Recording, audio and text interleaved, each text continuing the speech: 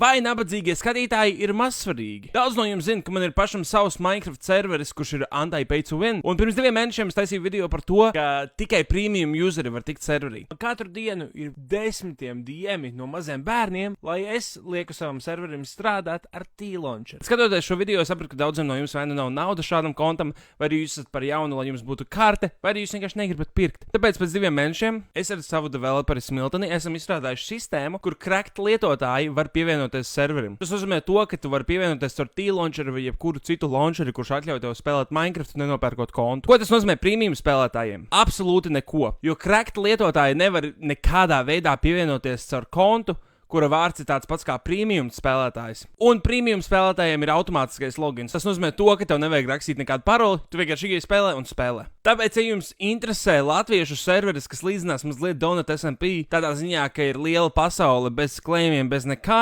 mc.rasvals.lv vai arī playsldmc.com, mēs esam tik riči, ka mums ir 2 IP.